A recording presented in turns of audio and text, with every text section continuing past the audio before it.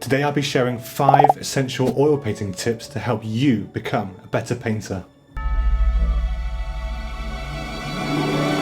Hey guys, and welcome back to my channel. Today I'm going to be sharing some tips and tricks while showing you some highlights of my latest painting. Now these are tips that work for me in my style of painting, where I kind of leave realism over here and focus more on impressionistic and expressive paintings. So I think we're ready to go. Sit back, enjoy the painting, and let's do this. Tip number 1, choose quality materials. When it comes to oil painting, investing in high quality materials such as paintbrushes, paints, and even surfaces is crucial.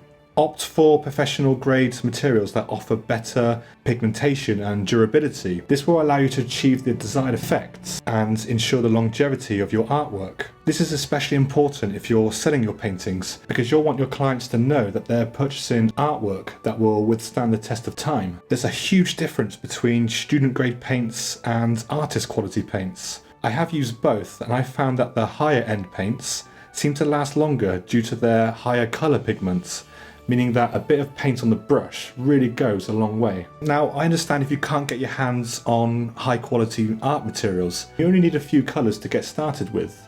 Another scenario is that a family member or a friend gifts you with a really cheap set of oil paints. This is okay if you're a beginner, because you can use these materials for practicing on smaller artworks.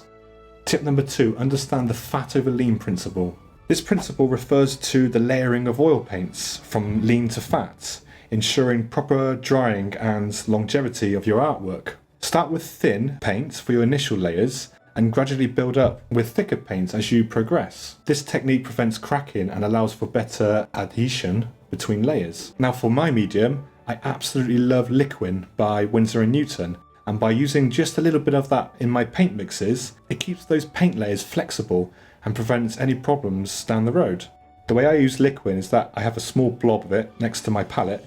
I keep it covered because there's a slight toxicity, so I make sure the room has really good ventilation. Or I paint outside because I live in Greece and it's hot here almost every day. Well, most days. Then I'll dip my brush into the Liquin and add it to my paint mix. Or I'll grab a little bit with my palette knife and mix it in the paints that way. Tip number 3, experiment with different techniques. Oil painting offers such a wide range of techniques to explore and play with, whether it's glazing, impasto, or scumbling. Each technique creates unique textures and effects, so don't be afraid to experiment and find your own artistic voice. Also, don't feel like you're constricted to just using a paintbrush. Try using palette knives or even your fingers to achieve different marks and textures on the canvas. Just make sure you wear gloves when doing that. Remember, the beauty of oil painting lies in its versatility and ability to create depth and dimension. As well as the almighty palette knife, which I've been banging on about in my previous videos, I also like to use paper towels to pick up the wet paint and dab it to create texture.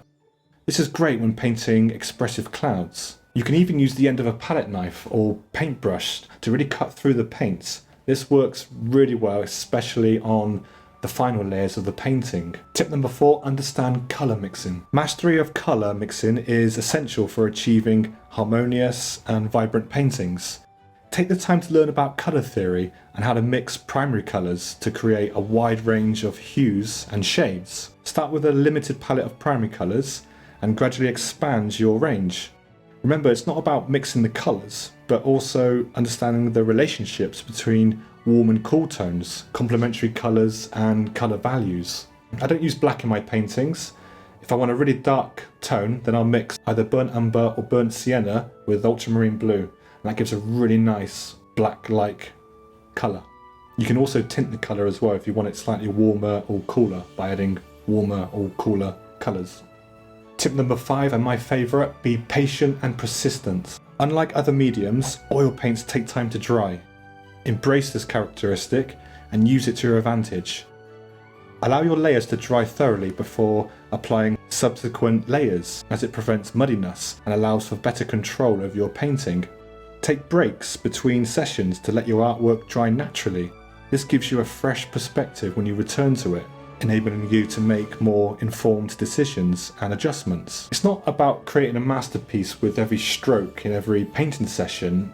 I think it's about embracing the process and learning from every painting session. Allow yourself to make mistakes and learn from them. Celebrate your successes, no matter how small, and never be afraid to take risks and push the boundaries of your artistic expression.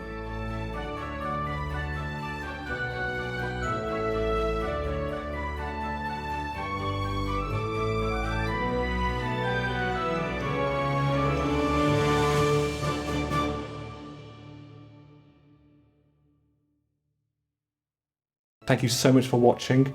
If you found these tips useful, then please leave me a like or comment down below. It really does help out the channel. And if you want to join me for a relaxing painting session in the garden, then check out this video here.